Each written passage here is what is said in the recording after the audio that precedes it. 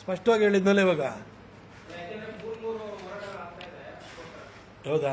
ಈಗ ನಮಗೆ ಇಲ್ಲಿ ಬಂದಿರೋಂಥ ವಿಚಾರ ಮೈಸೂರು ಚಾಮರಾಜನಗರಕ್ಕೆ ಸೇರಿದಂತೆ ಇಲ್ಲಿಗೆ ನಿಮಗೆ ವಿಚಾರದ ಬಗ್ಗೆ ನೀವು ಹೆಚ್ಚು ಒತ್ತನ್ನು ಕೊಟ್ಬಿಟ್ರೆ ಬಹಳ ಒಳ್ಳೇದು ಅನ್ಸುತ್ತೆ. ನಾನು ಇವಾಗ ಮಾತಾಡ್ತಾನು ಹೇಳಿದೆ, ನಾಳೆ ನಮ್ಮ ಪಕ್ಷದ ವತಿಯಿಂದ ಅಧಿಕೃತವಾಗಿ ಪತ್ರಿಕಾಗೋಷ್ಠಿ ನಡೆಯುತ್ತೆ. ನಾಡಿದ್ದು ಅಧಿಕೃತವಾಗಿ ರಾಜ್ಯವ್ಯಾಪಿಯಾಗಿ ನಾವು ಪ್ರತಿಭಟನೆಯನ್ನು ಮಾಡ್ತೀವಿ ಅಂತ ಹೇಳ್ತಿದ್ದೀವಿ. ಹಾಗಾಗಿ ಈ ವಿಷಯಾಧಾರಿತವಾಗಿ ನಾವು ಚರ್ಚೆನ ಮಾಡೋಣ ಅಂತ ಹೇಳಲಿಕ್ಕೆ ಬಯಸ್ತೀರಿ.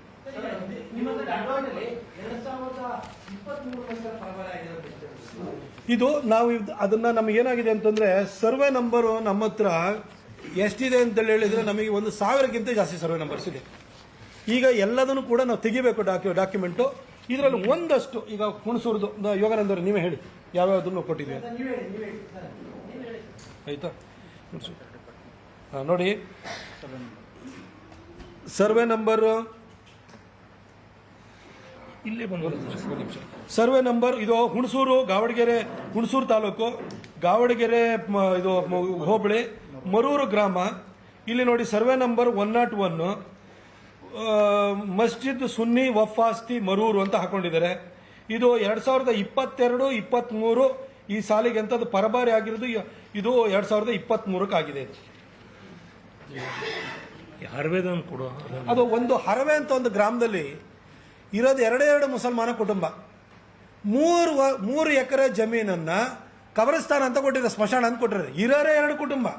ಆದರೆ ಇದು ನೋಡಿ ಇಲ್ಲಿ ಹರವೆನಲ್ಲಿ ನಿಮಗೆ ಏನಿದೆ ಅಂತಂದ್ರೆ ಹುಣಸೂರು ತಾಲೂಕು, ಅದು ಸರ್ವೆ ನಂಬರ್ 204 ಗಾವಡಗೆರೆ, ಇದು ಹರವೆ ಗ್ರಾಮ, ಮುಸಲ್ಮಾನರ ಕಬರಸ್ಥಾನ ಸುನ್ನಿ ವಫ್ ಆಸ್ತಿ ಹರವೆ ಅಂತ ಕೊಟ್ಟಿದ್ದಾರೆ.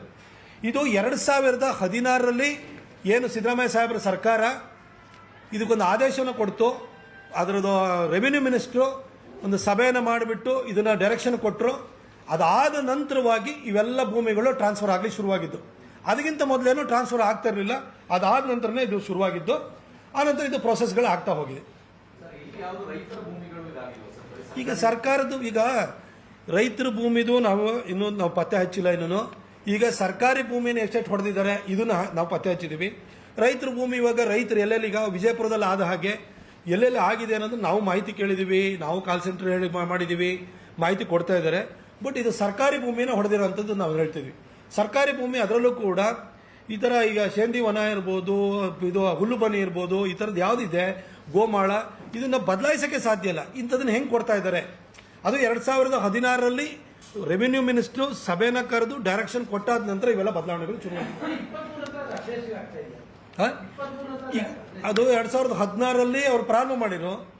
ಈಗ 2000 ಸಿದ್ದರಾಮಯ್ಯ ಸಾಹೇಬರು ಬಂದಾದ್ಮೇಲೆ ಅದಕ್ಕೆ ಇನ್ನೂ ಒತ್ತು ಸಿಕ್ಕಿದೆ. ನೋಡಿ ಇವತ್ತು ಇದು ನಮ್ಮ ಮೈಸೂರು ಚಾಮರಾಜನಗರ ಜಿಲ್ಲೆ ನಾವು ಸರ್ಕಾರಿ ಭೂಮಿ ಹೇಳ್ತಾ ಇದ್ದೀವಿ. ಆದರೆ ಬೇರೆ ಬೇರೆ ಕಡೆ ಕೃಷಿ ಭೂಮಿನೂ ಕೊಡ್ತಾ ಇದಾರಲ್ಲ. ಅಂದ್ರೆ ರೈತರದ್ದು ಕೃಷಿ ಭೂಮಿ ಏನಿದೆ ಅವರಿಗೆ ನೋಟಿಸ್ ಕೊಡ್ತಾ ಇದಾರಲ್ಲ. ಅಂದ್ರೆ ಒಂದೊಂದು ಜಿಲ್ಲೆನಲ್ಲಿ ಒಂದೊಂದು ರೀತಿನಲ್ಲಿದೆ. ನಮ್ಮ ಇದರೊಳಗಡೆ ನಮ್ಮ ಜಿಲ್ಲೆನಲ್ಲಿ ಸರ್ಕಾರಿ ಭೂಮಿನ ಹೊಡೆದಾಕಿದ್ದಾರೆ. ವಿಜಯಪುರ ಜಿಲ್ಲೆನಲ್ಲಿ ತಲೆತಲಾಂತರದಿಂದ ಉಳುಮೆ ಮಾಡ್ಕೊಂಡು ಬಂದಿರುವಂಥ ರೈತರ ಭೂಮಿನ ಹೊಡಿತಾ ಇದ್ದಾರೆ. ಇವೆಲ್ಲದಕ್ಕೂ ಕೂಡ ಸಿದ್ದರಾಮಯ್ಯನವರ ಸರ್ಕಾರ ಒಂದು ಶ್ರೀರಕ್ಷೆಯಾಗಿ ನಿಂತಿದೆ ಅನ್ನೋದಕ್ಕೆ ಇದೆಲ್ಲ ಉದಾಹರಣೆಗಳು ಅಂತ ಹೇಳಲಿಕ್ಕೆ ಬಯಸ್ತೀನಿ.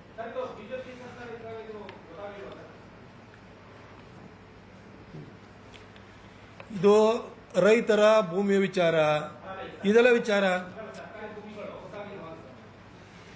ಬಿಜೆಪಿಯ ನಾವು 2016ರಲ್ಲೇ ಇದ್ರ ಬಗ್ಗೆ ಹೋರಾಟವನ್ನು ನಾನು ಯುವ ಮೋರ್ಚಾ ಅಧ್ಯಕ್ಷ ಆಗಿ ತೆಗೆದುಕೊಂಡು ಒಂದು ಭೂಮಿ ಉಳಿಸಿದ್ದೆ. ಆ ನಂತರ ಕಣ್ತಪ್ಪಿಂದಲೇ ಮುಂದಕ್ಕೆ ನಾವು ಫಾಲೋ ಅಪ್ ಮಾಡಿಲ್ಲ ಅಂತಲೇ ಅನ್ಕೊಳ್ಳೋಣ. ಆದರೆ ಸರ್ಕಾರಿ ಭೂಮಿಯನ್ನು ಸಿದ್ದರಾಮಯ್ಯನವರಿಗೆ ಸಾಬರಿ ಕೊಡೋದಕ್ಕೆ ಪರ್ಮಿಟ್ ಕೊಟ್ಟರೋರು ಯಾರು? ಅಷ್ಟೇ ಪ್ರಶ್ನೆ.